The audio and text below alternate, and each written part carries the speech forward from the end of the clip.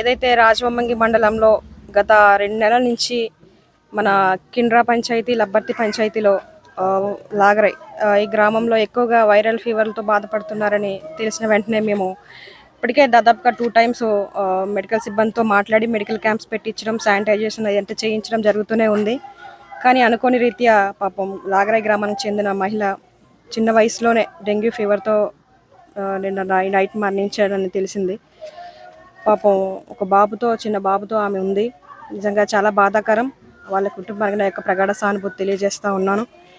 ఏదేమైనా సరే ఇప్పుడు సీజనల్ ఫీవర్స్ ఎక్కువ అటాక్ అవుతూ ఉన్నాయి.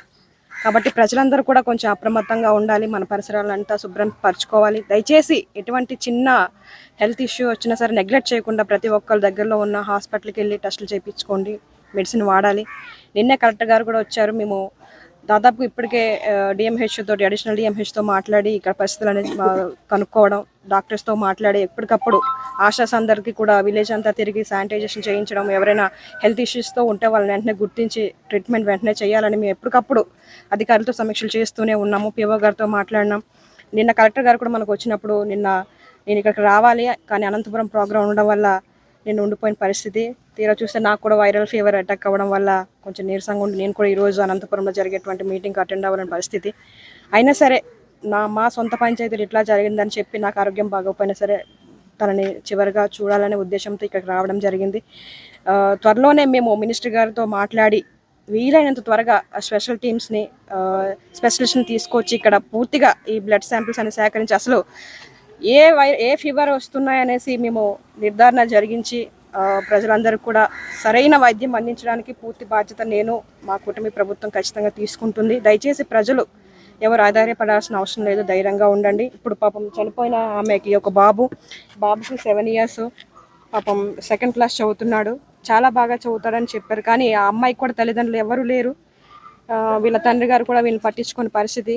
కనుక ఈ బాబుకి మేమే 10th వరకు కూడా బాధ్యత తీసుకొని నేను, నా కుటుంబం చదివించి ఈ బాబుని మంచి స్థానంలో ఉంచాలని మేము ఆశపడతా ఉన్నాం. కాబట్టి ప్రజలు గమనించాలి. అంటే ఎమ్మెల్యే ఏం పట్టించుకోలేదు అన్నట్లుగా కాకుండా ప్రజల కోసం పాటుపడే ప్రభుత్వం మేము. మీరు చూసారు, నా ఫస్ట్ శాలరీతోనే ఇక్కడ హాస్పిటల్లో పేషెంట్లు ఎవరు ఇబ్బంది పడకూడదు, మెడిసిన్ కూడా అందరికి అందుబాటులో ఉండాలని చెప్పి మేము ఇక్కడ ఇన్వర్టర్ బ్యాటరీస్ ఇచ్చాం. ప్రజల ఆరోగ్యం కోసం ఆలోచించేటువంటి మేము ఇప్పుడు కూడా ప్రజల కోసం ఆలోచిస్తున్నాం. నా ఆరోగ్యం బాగాలేపోయినా సరే ప్రజలకు అందుబాటులో ఉండాలని ఇక్కడికి రావడం జరిగింది. కనుక మీరందరూ గమనించాలి. ప్రజలందరూ కూడా ఆరోగ్యం పట్ల శ్రద్ధ తీసుకోండి. ఎవ్వరు నెగ్లెక్ట్ చేయొద్దు దయచేసి. ఇప్పుడు ఏ క్షణం ఎవరికి ఎలా జరుగుతుందో తెలియదు. ఈ రోజు నేను ఇట్లా ఉన్నాను, రేపు నా పరిస్థితి ఏంటో తెలియదు. కనుక దయచేసి ఎవరు మామూలు జ్వరమే, మామూలు జలుబే అని చెప్పి ఎవ్వరు నెగ్లెక్ట్గా ఉండొద్దు. దయచేసి ఏ చిన్న ప్రాబ్లం అయినా సరే మీరు దగ్గరలో ఉన్న హాస్పిటల్కి వెళ్ళండి, మెడిసిన్స్ తీసుకోండి. మెడిసిన్ అంతా అవైలబుల్గా ఉంది. చాలామంది అపోహలు పడుతూ ఉన్నారు, గవర్నమెంట్ హాస్పిటల్ చూపించుకుంటున్నాం కానీ మాకు ఆ మెడిసిన్ వల్ల తగ్గట్లేదు అని చెప్తా ఉన్నారు. కానీ ఒక్కసారి మీరు మెడిసిన్ ఇక్కడ మనకు ఉంది, వాడి చూడండి. అయినా తగ్గకపోతే అప్పుడు మనం చూద్దాం.